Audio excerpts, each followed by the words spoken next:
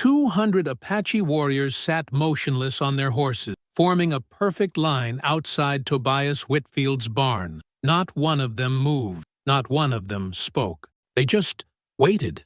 And in that deadly silence, every settler for miles around knew that something had gone terribly wrong. Tobias pressed his back against the barn wall, his Winchester trembling in his weathered hands. Through a crack in the wooden boards, he could see them clearly. Painted faces, war lances gleaming in the morning sun, eyes fixed on his property like predators studying their prey. His heart hammered against his ribs as one terrible thought consumed his mind. Where was Emma? His 8-year-old daughter had been playing near the creek when he'd gone inside to check on the sick calf. That was barely an hour ago.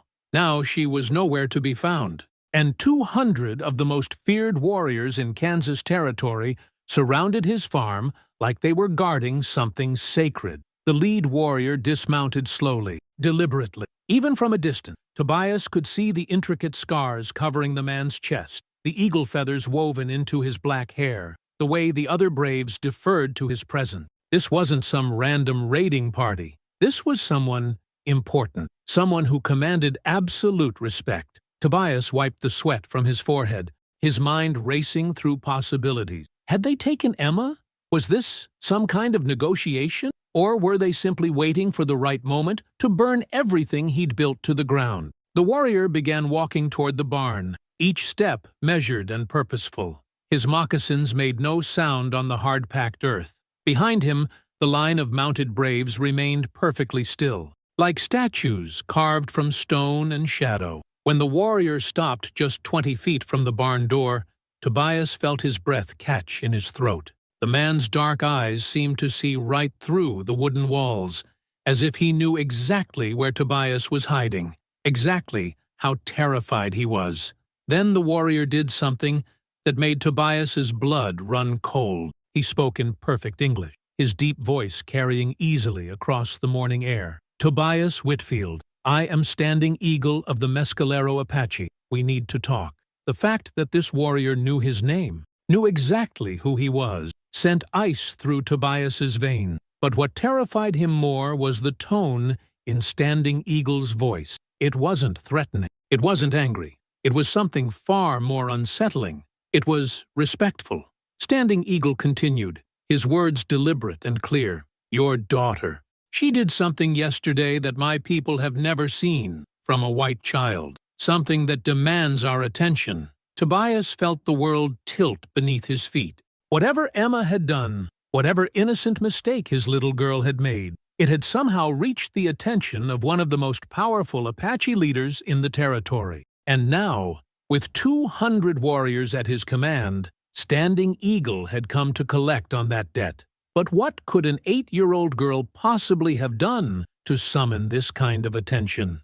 And why did Standing Eagle sound like he was here to honor something rather than punish it? Tobias's hands shook as he gripped his rifle tighter. Every instinct screamed at him to stay hidden, to wait for the cavalry, to do anything except face 200 Apache warriors alone. But Standing Eagle's words echoed in his mind. Something about Emma, something she had done that demanded their attention. Taking a shuddering breath, Tobias stepped out from behind the barn. The moment he appeared, every Apache warrior shifted slightly on their horses, hands moving closer to weapons. But none drew them. They simply watched, waiting for their leader's command. Standing Eagle studied Tobias with intense dark eyes, taking in his worn clothes, his calloused hands, the way he held his rifle like a man who knew how to use it but hoped he wouldn't have to. When the Apache leader spoke again, his voice carried an unexpected weight. "Yesterday, at sunset, one of my warriors was dying beside the creek that runs through your land." Tobias felt his stomach drop. A dying Apache warrior on his property? If the territorial authorities found out, they'd blame him for harboring the enemy. But if he'd turned the warrior away, these 200 braves would have come for vengeance instead of whatever this was. Lone Wolf had been shot by buffalo soldiers 3 days prior, Standing Eagle continued. He crawled many miles, seeking a place to die with dignity, away from the eyes of his enemies. He chose the shade beneath the cottonwood trees near your creek, the cottonwood grove, Emma's favorite place to play with her dolls, to collect pretty stones, to build little houses out of mud and sticks. Tobias's throat went dry as he realized the implications. "My daughter," he started, but Standing Eagle raised a hand for silence. "Your daughter found him there, a small white girl with hair like corn silk and a blue dress torn at the hem." Standing Eagle's description was precise. Unmistakably Emma. Lone Wolf expected her to scream, to run, to bring men with guns. Instead, the Apache leader paused, and for a moment, something almost like wonder crossed his weathered features. Instead, she sat beside him. When she saw that he was cold, that he was shivering as death approached, she took the blanket from her small shoulders, a blanket made of soft wool, obviously precious to her, and she covered him with it. Tobias felt the air leave his lungs.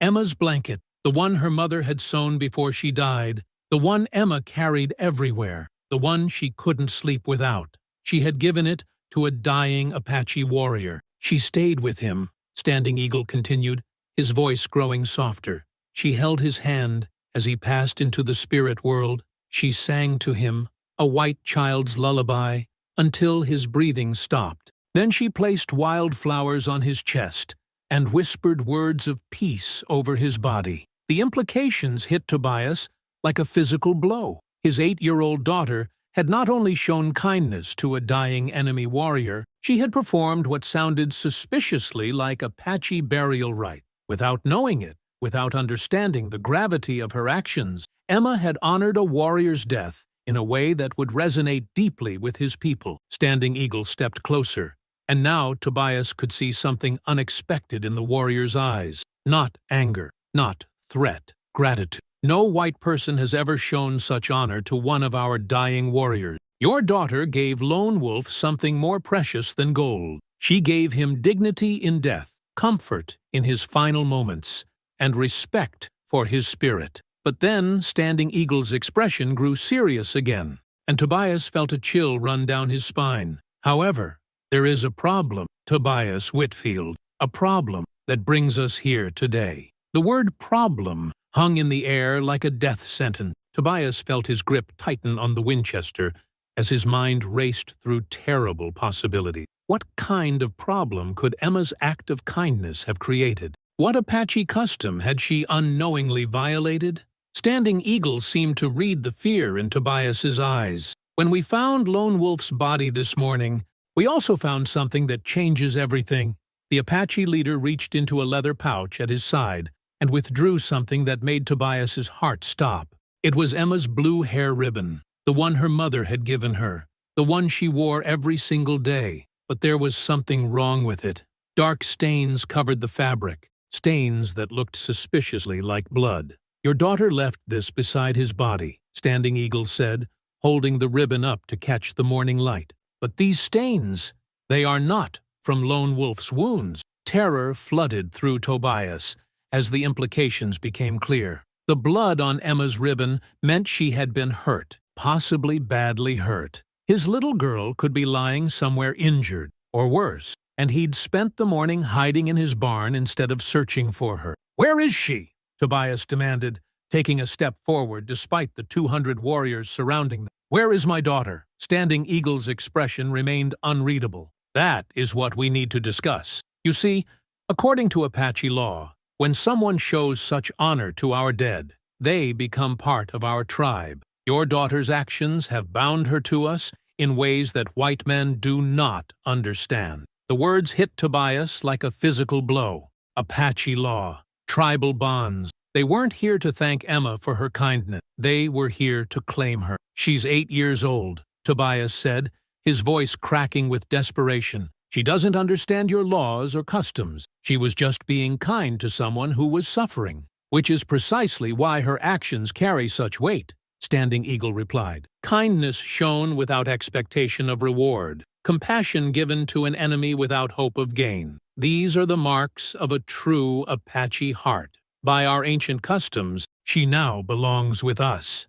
Behind Standing Eagle, the 200 mounted warriors remained perfectly still. but Tobias could feel their presence like a weight pressing down on him. These weren't negotiating terms, they were stating facts.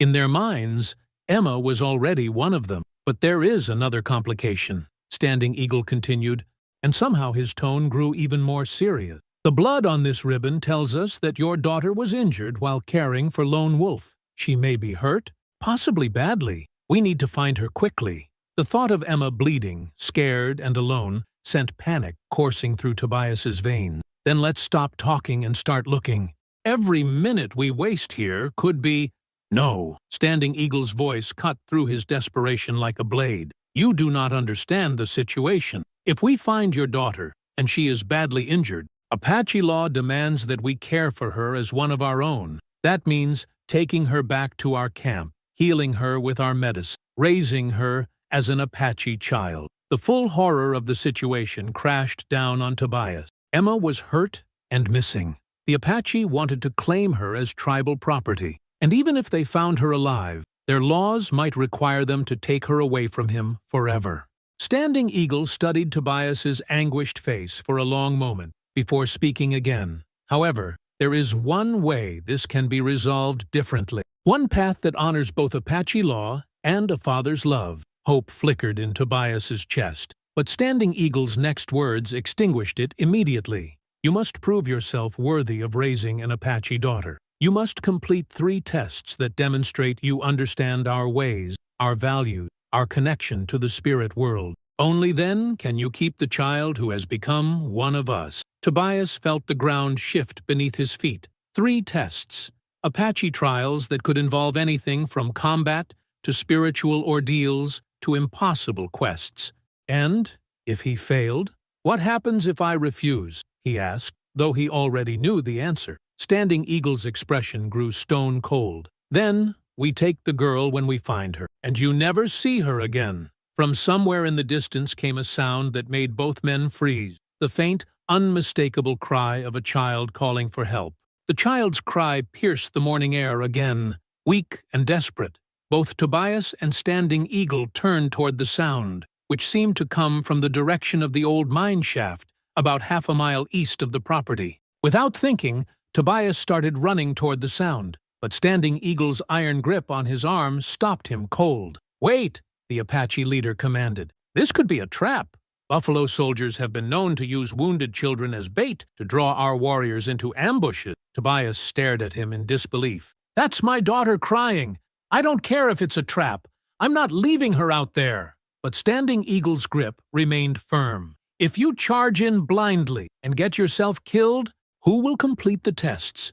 Who will prove worthy of raising an Apache daughter? Think like a father, not like a fool."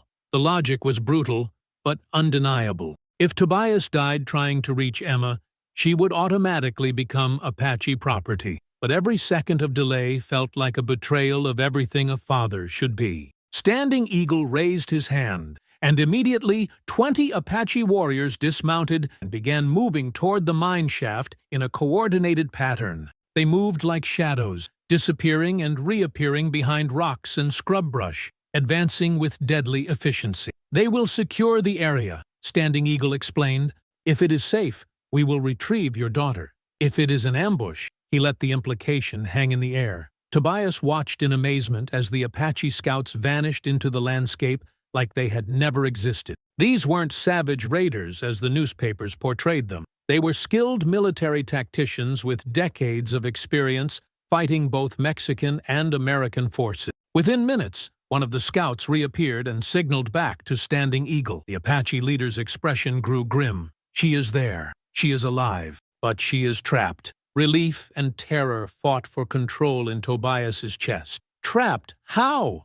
"The old mine shaft has partially collapsed. Your daughter fell through rotted boards that covered the entrance. She is approximately 15 feet down, and loose rocks continue to fall around her. Any wrong movement could bring down the entire shaft." The situation was worse than Tobias had imagined. The old mine had been abandoned for years, its wooden supports rotting and unstable. If Emma had fallen through the covering board, she was now trapped in what was essentially a death trap waiting to collapse. "We need ropes, supports, something to shore up the shaft walls," Tobias said.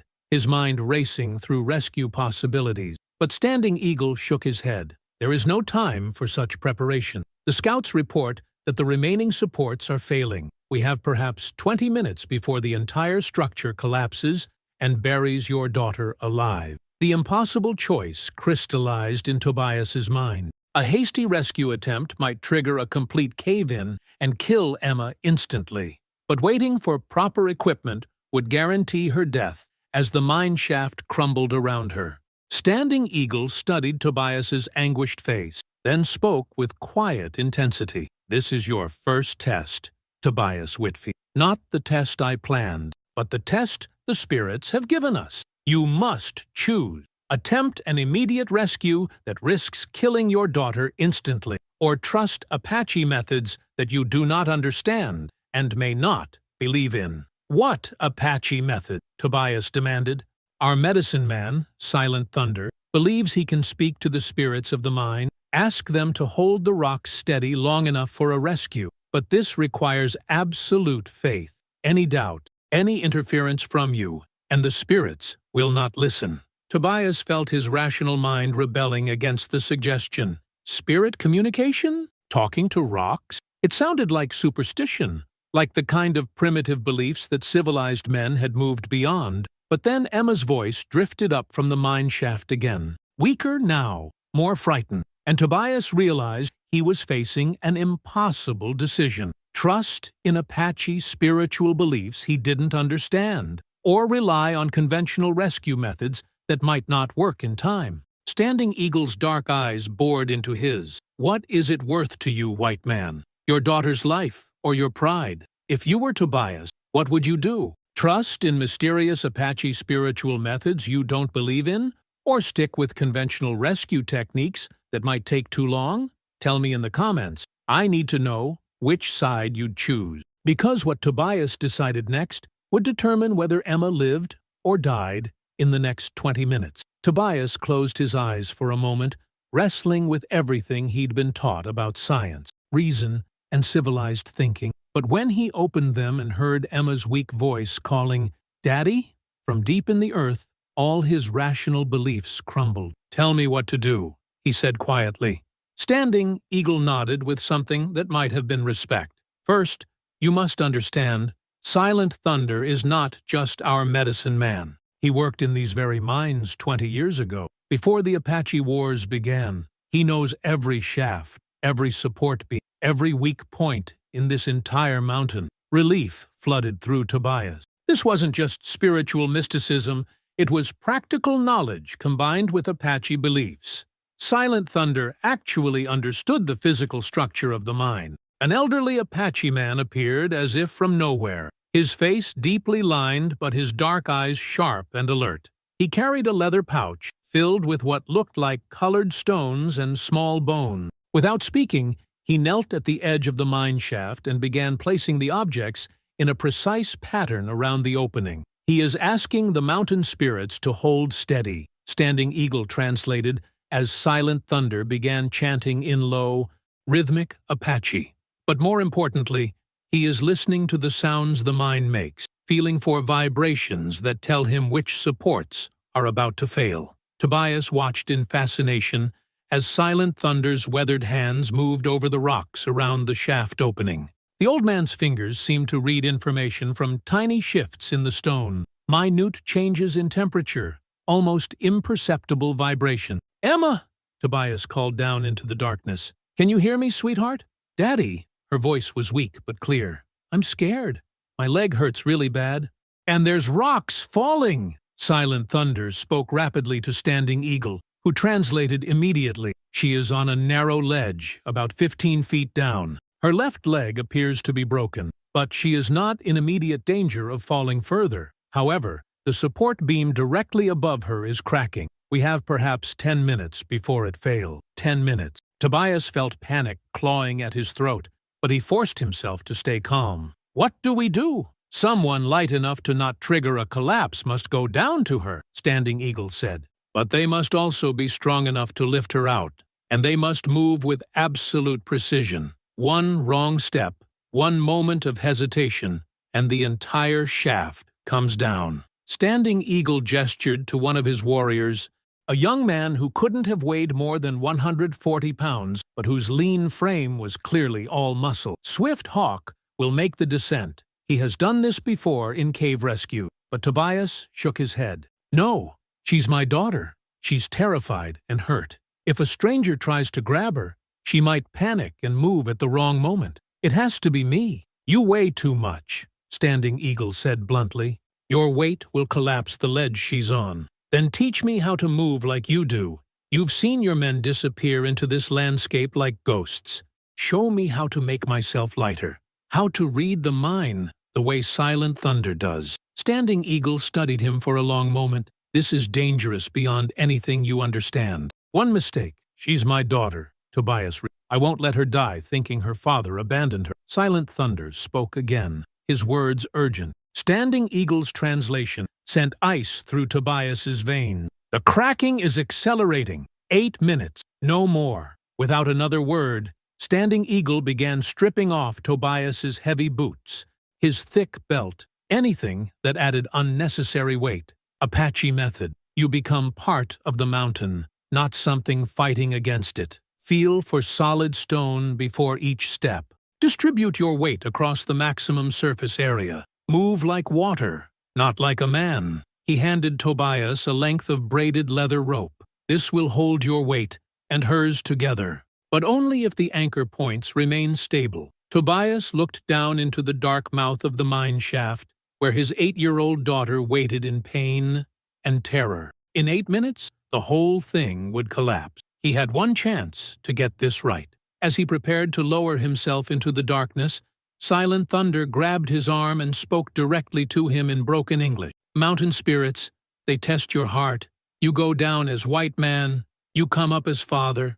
Trust the stone, trust your daughter, trust Apache way.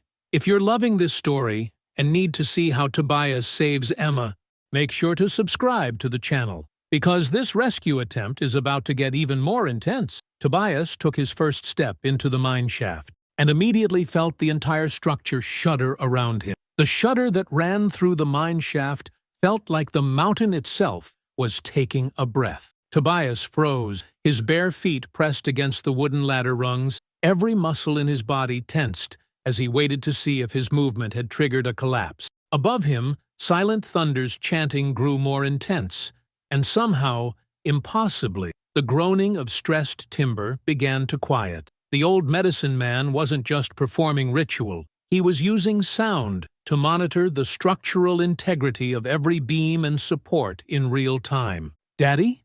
Emma's voice drifted up from below, small and frightened. "I heard something breaking." "I'm coming, sweetheart," Tobias called softly, forcing calm into his voice. "Just stay very still for me, okay?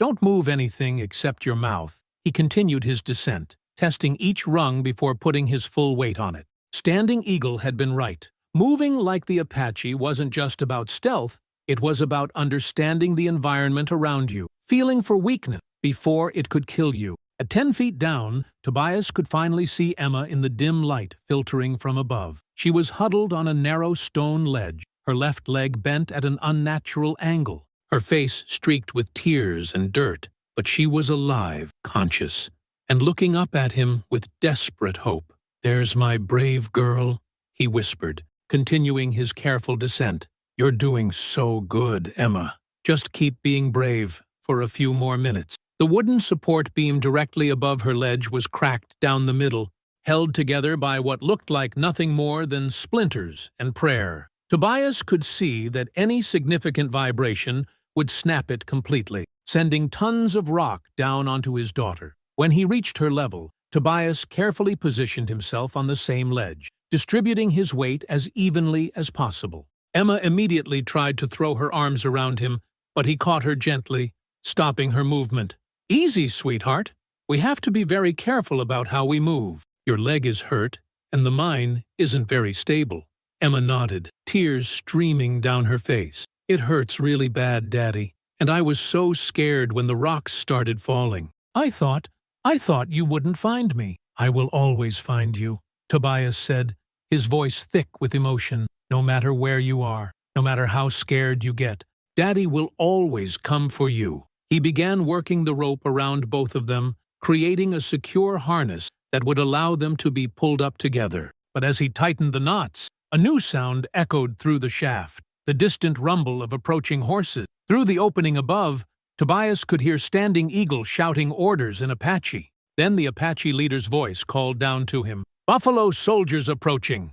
A full cavalry patrol. We have perhaps 3 minutes before they arrive." The implications hit Tobias like a physical blow.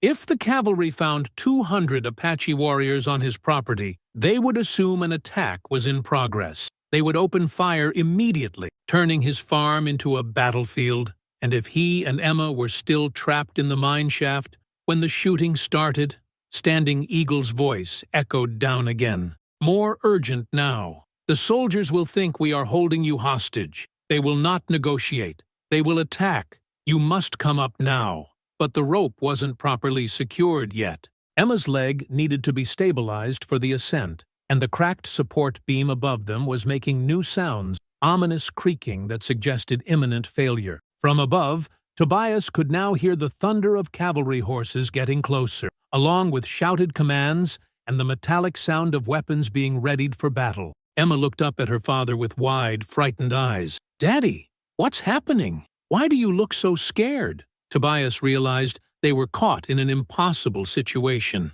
If they stayed in the mine to finish the rescue properly, they would be trapped underground when the shooting started above. But if they rushed the ascent with an injured child and unstable supports, they could trigger the collapse that would kill them both. And somewhere above them, 200 Apache warriors were about to face a cavalry charge, while Standing Eagle tried to explain a situation that no army officer would ever believe. The sound of cavalry horses was getting louder, much louder. The cavalry patrol burst into view with military precision. 24 soldiers in blue uniforms, carbines at the ready, led by a young lieutenant whose face went white when he saw 200 Apache warriors arranged in perfect formation around the Whitfield farm. From his position 15 feet underground, Tobias could hear everything through the mine shaft opening. The lieutenant's voice cracked with nervous authority as he shouted, "This is Lieutenant Morrison of the 5th Cavalry.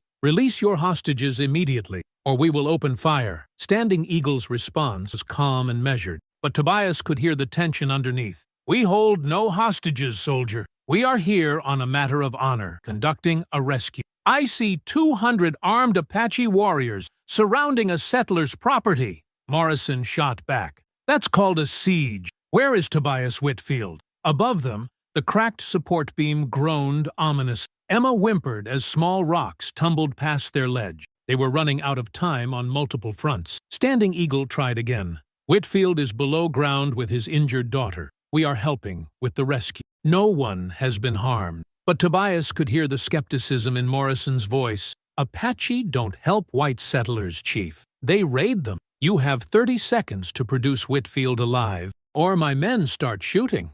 The absurdity of the situation would have been laughable if it weren't so deadly. Standing Eagle was telling the complete truth, but it was a truth so unprecedented that no cavalry officer would believe it. Apache warriors helping rescue a white child?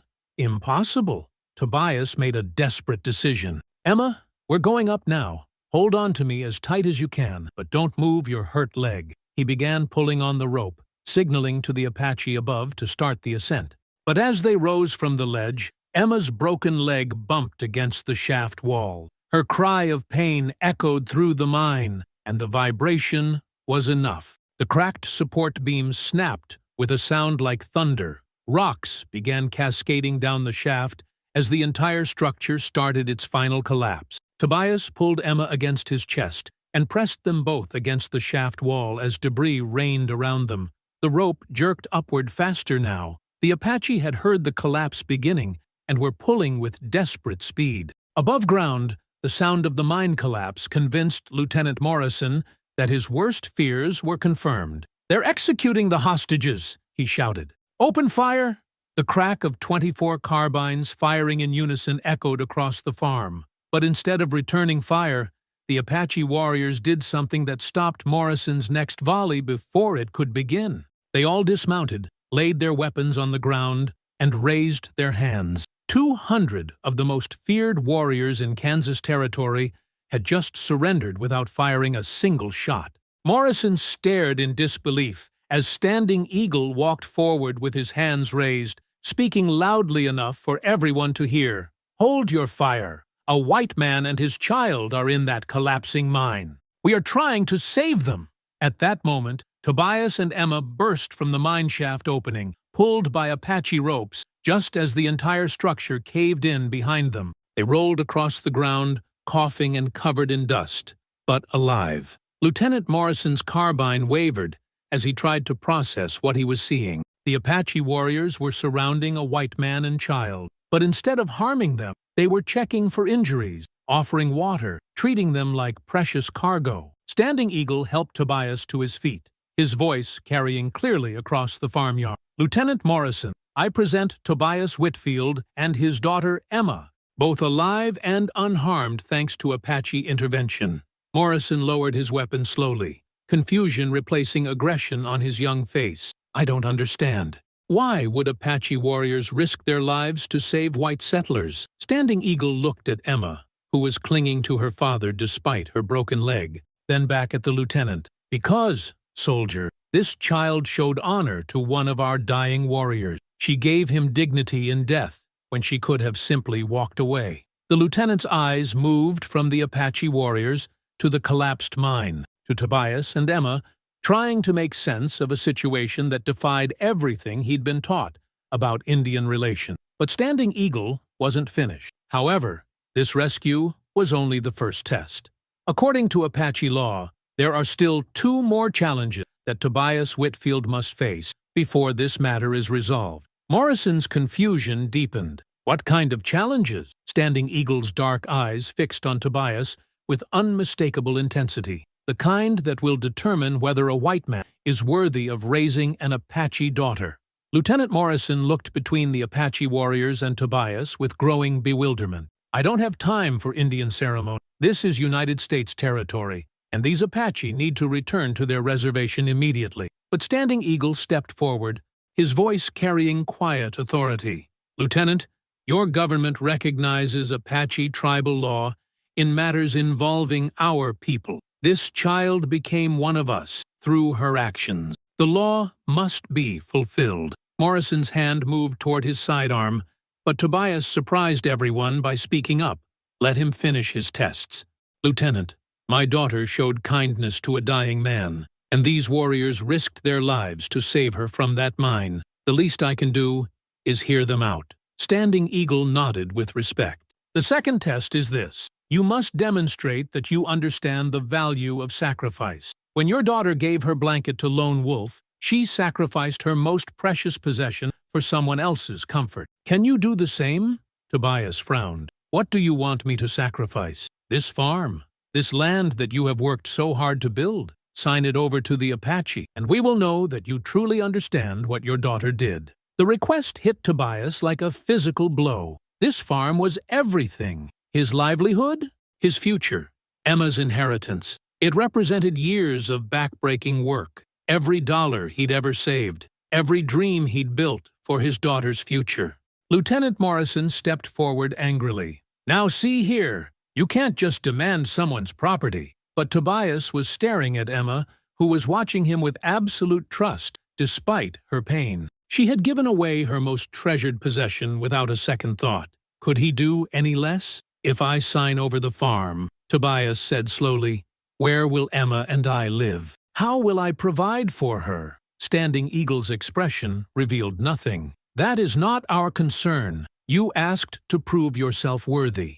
This is the price." The farmyard fell silent except for the wind rustling through the cottonwood trees. 200 Apache warriors watched. 24 cavalry soldiers waited, and Emma looked up at her father with complete faith that he would make the right choice. Tobias closed his eyes, thinking of his wife's dreams for this place, of the years he'd spent building something lasting. Then he opened them and looked at his daughter, alive, safe, and trusting him completely. "Where do I sign?" Standing Eagle studied him for a long moment, then did something unexpected. He smiled. "You do not sign anything, Tobias Whitfield. This was the test, not whether you would sacrifice your property, but whether you would choose your daughter's honor over your own comfort. You have passed. Relief flooded through Tobias. But Standing Eagle wasn't finished. The third test is the simplest, but perhaps the hardest. You must accept that your daughter is now part of two worlds, white and Apache. You must promise to teach her both ways, to honor both sides of who she has become. Can you do this? Tobias looked down at Emma, who had shown more wisdom and courage in 8 years than most adults managed in a lifetime. I promise.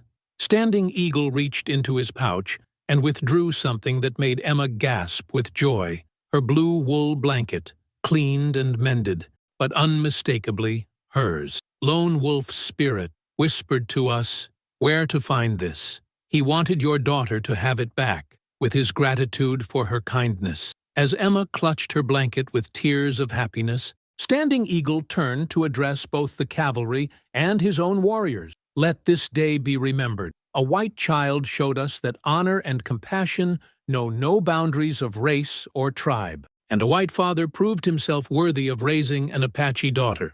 One by one, the Apache warriors mounted their horses. Before leaving, Standing Eagle placed his hand on Emma's head in blessing, then clasped Tobias's arm in respect. When she is older, she will be welcome in any Apache camp. She has earned that right through her actions, and you have earned the right to guide her there. As the Apache warriors rode away and the cavalry prepared to follow, Lieutenant Morrison shook his head in amazement. In 20 years of frontier service, I have never seen anything like this. Tobias sat beside Emma as the sunset painted the sky orange and red, holding his daughter close as she clutched her returned blanket. "Daddy," she said quietly, "I didn't know giving someone a blanket could cause so much trouble." Tobias smiled, stroking her corn silk hair. "Sometimes, sweetheart, the most important things we do seem like the smallest things at the time. You showed kindness to someone who needed it, and that changed everything." Emma Whitfield grew up to become one of the most respected teachers in Kansas Territory, fluent in both English and Apache, bridging two worlds that had seemed impossible to connect. She never forgot the lesson that a simple act of kindness could transform enemies into allies. Tobias never remarried, devoting his life to raising his remarkable daughter and honoring the Apache wisdom that had saved them both. His farm became a place where settlers and Apache could meet in peace, a testament to what understanding could accomplish. Standing Eagle kept his word. Emma was always welcome in Apache camps, where she learned traditional crafts and stories. When she married years later, warriors from his tribe attended her wedding, honoring the child who had shown them that courage and compassion could flourish in any heart. The blanket Emma had given to Lone Wolf became a symbol passed down through generations, reminding all who heard the story that true honor knows no boundaries of race, age, or circumstance. If you loved this incredible story of courage and compassion, make sure to subscribe to our channel for more amazing tales from the Old West. Now click on the video on the screen to hear a story even better than this one. With courage so powerful and a twist so unexpected, you won't forget it anytime soon. Click on the video now